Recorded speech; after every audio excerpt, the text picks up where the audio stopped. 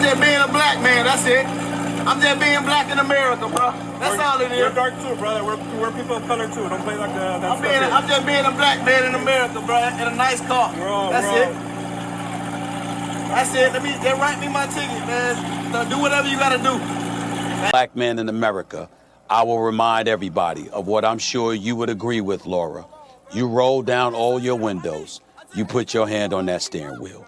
The last thing you want to do, especially if you have tinted windows, is leave your windows up when the police officer is telling you to put it down. Because when you don't do something like that, we have seen and we have had a reason to sense that the worst possible thing could happen. Tyreek Hill did not do that. So when they say he was uncooperative, they did have a point with the latest body cam footage we saw.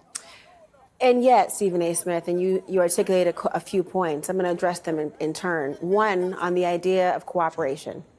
There are many people who would say there are instances of people fully cooperating, doing nothing wrong.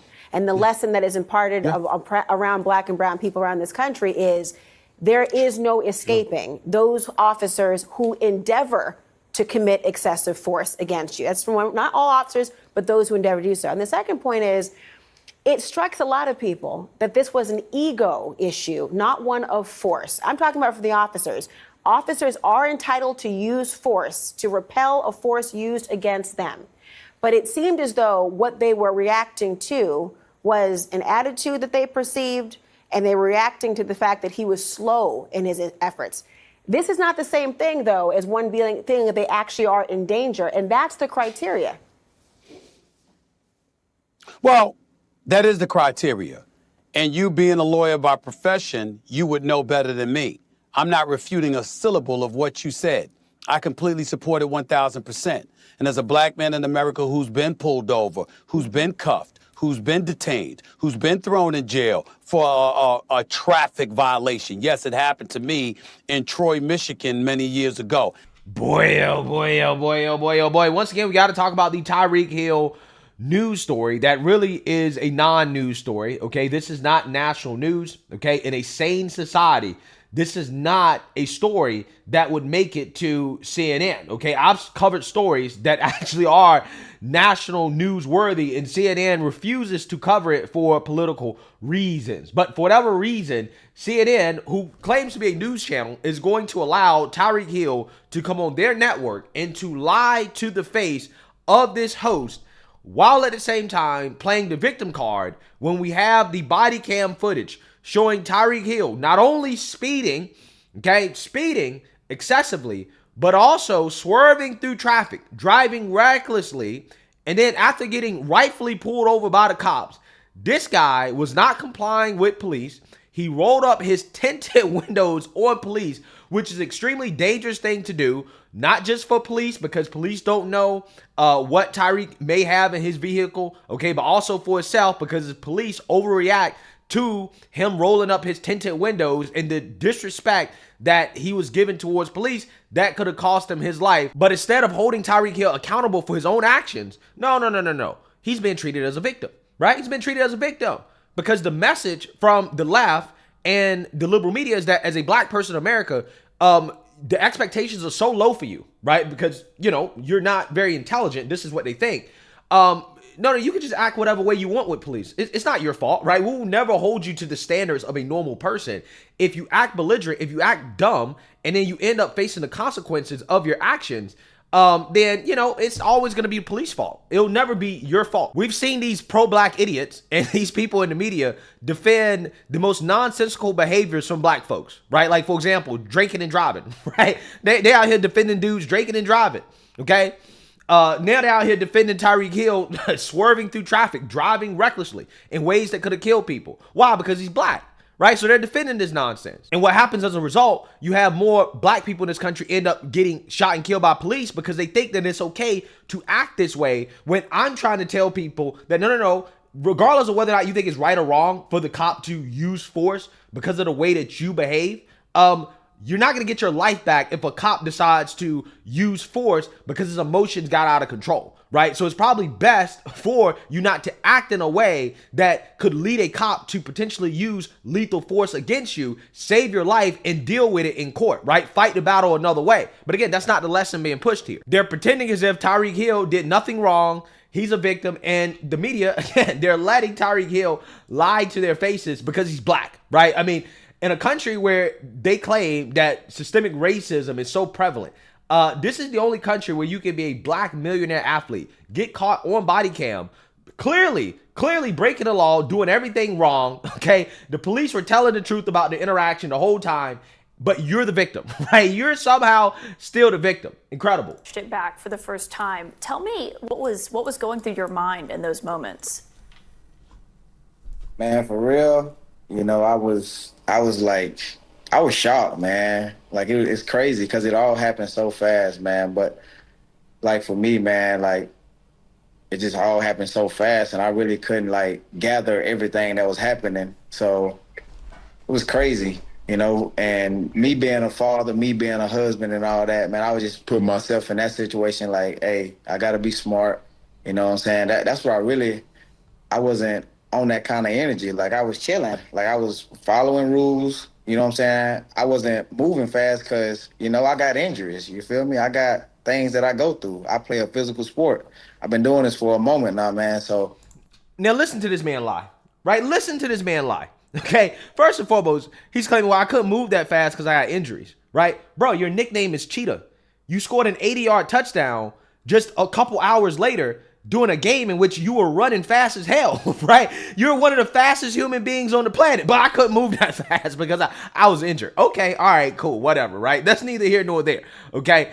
But the rest of the things that he said, it doesn't make any sense whatsoever for Kaitlan Collins as a so-called journalist to sit there and nod her head as this man lies to her face about things that we all saw and observed on body cam, right? First and foremost, this dude said, well, I was trying to be smart. Well, again, the way that you were driving was not smart, right?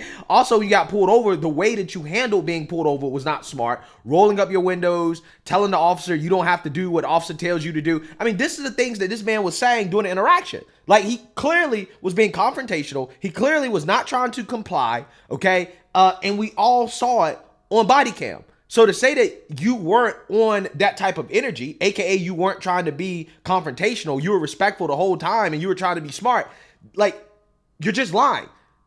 On body cam, you were doing the exact opposite of the things that you're saying right now on national television.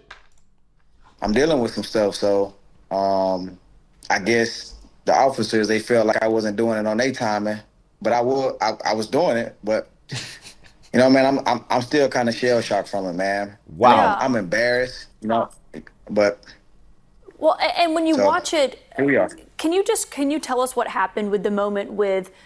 You didn't see it there in the video, but you're in the car. They're yelling at you to roll your window down. What was happening there? What was happening? Kaitlan, you see the body cam footage. Why are you asking him what was happening?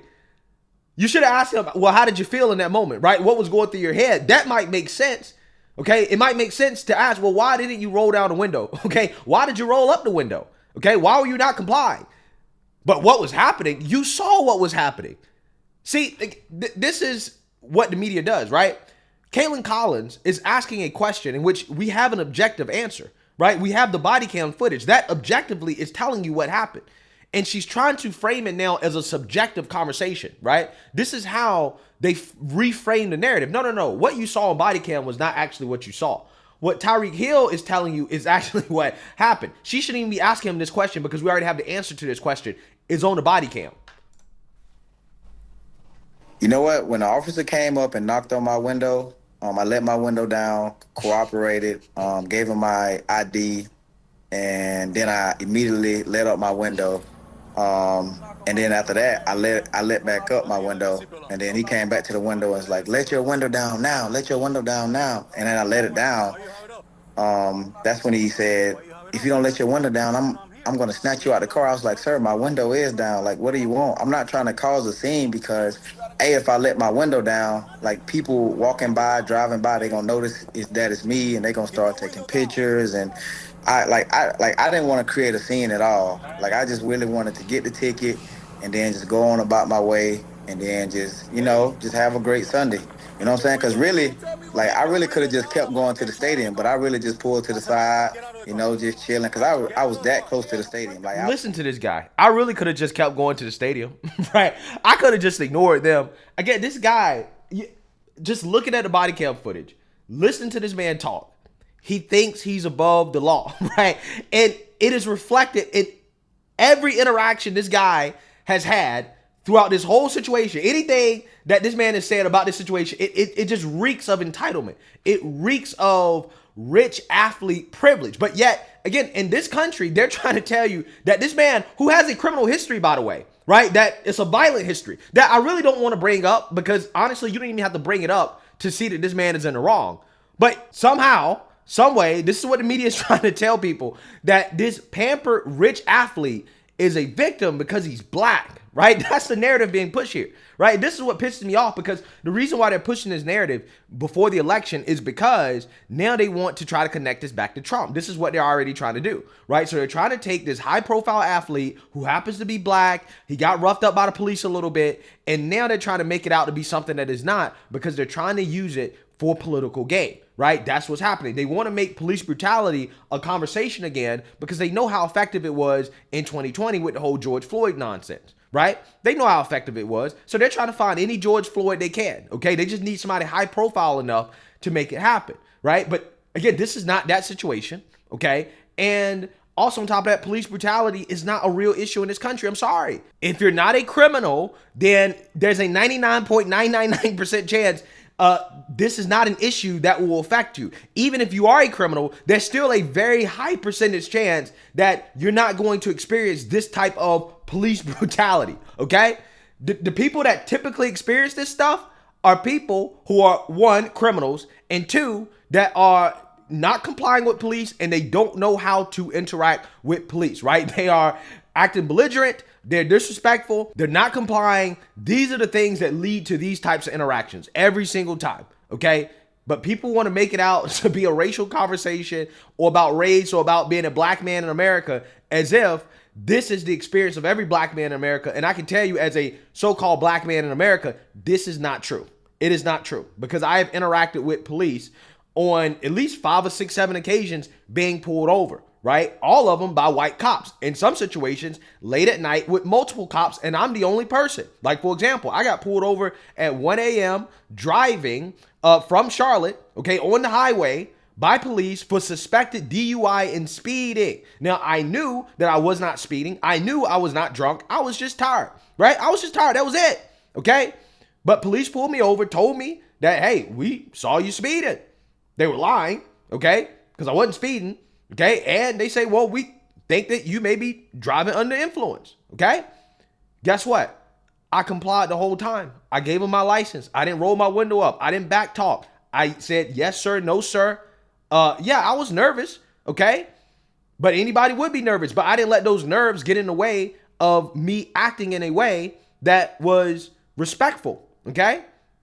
I ended up taking a field sobriety test and a breathalyzer. I knew I would pass it because I wasn't drunk, right? And guess what the cops did? The cops sent me on their way. I didn't get a speeding ticket. They just said, hey, make sure you stop and get some rest or drink some coffee or something, as you finish your trip. That was it. And you know why that happened? Despite the fact that I was pulled over by white cops, surrounded at 1 a.m. at night, okay? It happened because I was respectful. I thank them for their service. Thank you, officer. I appreciate you for doing your job. But according to the media narrative, because I'm black, no, worse things should have happened.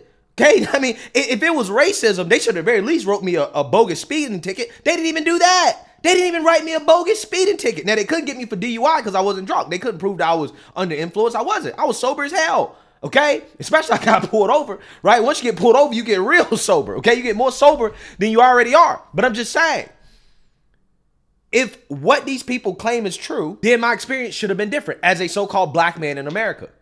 But my interactions with police went the way they went, not because of my skin color, but because of the way I acted, because I was respectful. I've never experienced something like this, even in situations where it is likely that you could escalate into something like that, right? Way more sketchier situations than what happened to Tyreek Hill.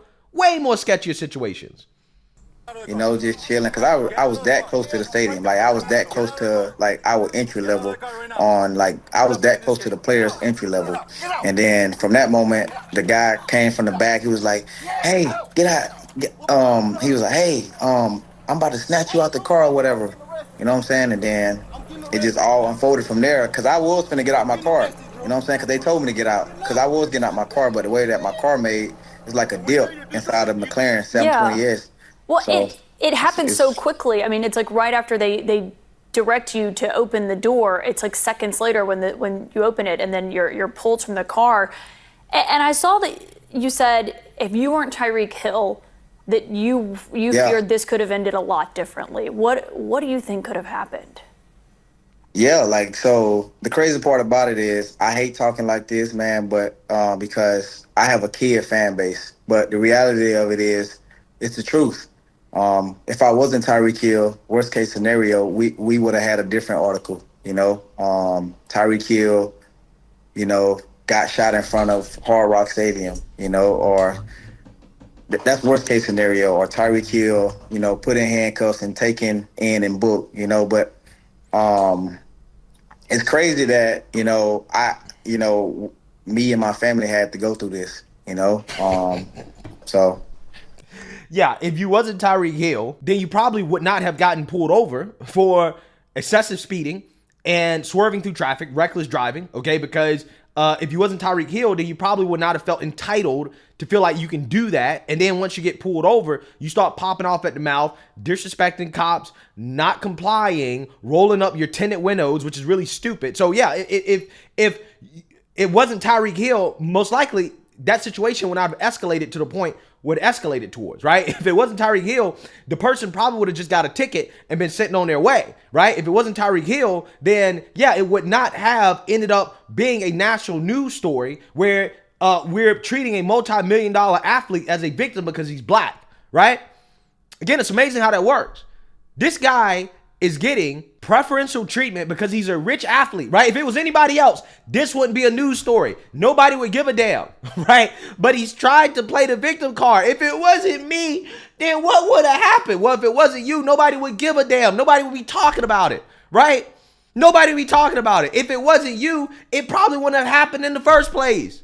But because it was you, it happened and is blowing up into a national news story because instead of just taking responsibility and accountability, right? This guy says, well, I don't really want to be divisive because I have kids that follow me, right? I have children that look up to me. Well, if that's the case, take responsibility, take ownership. Say, hey guys, I was wrong. You can't be speeding in a Ferrari, reckless driving, and think you can get away with it. You shouldn't be back talking to cops because cops are just humans with guns. And yeah, they might escalate and use force against you, right or wrong. They may do so. This is how you should not interact with cops. Do not follow my lead. I am not a good example in regards to how you interact with police officers. I was wrong, right? If you want to set a good example, if you want to be non-divisive, then you should just take accountability. The fact this man is not taking accountability, he's not taking any blame, and then claiming that, oh, well, I'm not trying to be divisive, right? No, you are trying to be divisive. Because if you just take accountability and responsibility for what you did, then it's not a story anymore. Nobody cares. People move on. But that's not what they're doing, right? That's not what they're doing. Okay, apparently they want change, right? This is what Tyreek Hill is calling for. They said that they released the video to keep the public informed, that one of the officers involved was placed on administrative duty as all this is being investigated. Tyreek, just before you go, you just tweeted a moment ago, you said, let's make a change. What did you mean by that? right. So I'm a good old country boy from South Georgia, man. Like I'm not a big believer in dividing people. You know, I don't believe in all that, man. I believe. Yeah, but that's what you're doing right now, right? Playing the victim card right now, knowing damn well that you were wrong. You are dividing people. That's what you're doing right now. Even bringing people together, because that's my purpose in life. I do football camps all across the world, man, trying to bring different people together, different kids, different parents, you know, because we in this together, baby. Like we on this earth together. We got to live together. So when I say let's make a change, let's do it together. So Miami PD, really all officers across the world, man, because one officer doesn't, you know what I'm saying, like make the whole group look bad. Like everybody has bad apples, you know what I'm saying? Every team has bad apples. Um, it's my job to use my platform and my resources, so that way I'm able to align, with, these, different stations. So that's what I mean when I say let's make a change. Like, cause we done tried it all. You know what I'm saying? Like, we done protest. We even took a knee. We done did walks. Like, so what's next? So right now, me and my wife, we right now brainstorming on how can we be a part of this change. This is just a silly way of thinking, and it's so sophomoric as well too, right? It's immature. It's a very immature way of thinking. When you have a country where you have firearms, right? The Second Amendment rights, police are gonna have guns, right? And because you have police that have guns, they're humans with guns, and they have millions of interactions with civilians on a daily basis. A lot of the interactions, some of the interactions are dangerous situations, okay, where cops always have to be aware of the potential threats to their lives, right, on duty. You're going to have situations where cops are going to be overly emotional. They're going to overreact, which I think that second cop did in the video with Tyreek Hill. Okay, I don't think he necessarily should be fired for what he did, but for him to be punished, I don't think is unreasonable, right? Even if he's not punished, I wouldn't even have a problem with that. Either way, I don't think he should be fired, though. Regardless, my point is this. You're not going to make any real change because policing is policing, right? And in this country, policing is not a problem, right? It's not a problem for a vast majority of people who are law-abiding citizens, okay? For 99.999% of people. But these so-called changes that these people want to make, right, to policing because of the actions of idiots and criminals, okay? A vast majority of people that experience this problem for police are idiots and criminals, okay? The changes that you want to make are what is a part of the problem right now with a lot of these inner cities not having enough police officers, having long response times, and crime being out of control because they are understaffed. Nobody wants to be a police officer anymore because of stuff like this, right? If you happen to have to rough up the wrong black person because the black person is not complying and it becomes a national news story, now all of a sudden you're being doxxed, smeared, you're losing your job, you can't have a normal life anymore. Yeah, people don't want to sign up for this. People don't want to sign up to be police officers anymore. And that has a much bigger impact, a much more negative impact on society as a whole than the so-called police brutality that is experienced overwhelmingly by idiots and criminals, right? And that's the point here, okay? There are no solutions. There are only trade-offs in life. These people coming out here and trying to make this situation much bigger than what it really is, you're doing a disservice to society. That's what you're doing, okay? You're part of the reason why there are massive shortages in these cities, that crime is out of control, that when crime happens to people and they report it, the police don't come. They don't show up. They're not there. It's because of stuff like this. And that's what these people don't realize. That's what these idiots don't realize. And that's what really pisses me off about stories like this. There are real instances of police brutality that should be talked about and should be addressed. But this is not one of them. And even if you find an incident of police brutality that happens, that doesn't mean that we need to change the whole system and federalize policing and to handcuff police to the point where they can't really do their jobs, or their jobs become a lot more dangerous in a society where, again, criminals have guns. Yeah, that doesn't mean that you need to change the whole system because you have one bad apple. Police are humans. They're subject to mistakes. When a police officer makes a mistake that is so egregious, that's not justifiable, okay, where somebody loses their life unnecessarily, yes, they should be punished for it. But again, that doesn't mean that you should change the whole system. Everything needs to be changed. Because when you start to try to change everything, well, what happens is that you just break the whole system. Again, there are pros and cons. There are no solutions. There's never going to be a solution to the police issue, right, in this country. Never.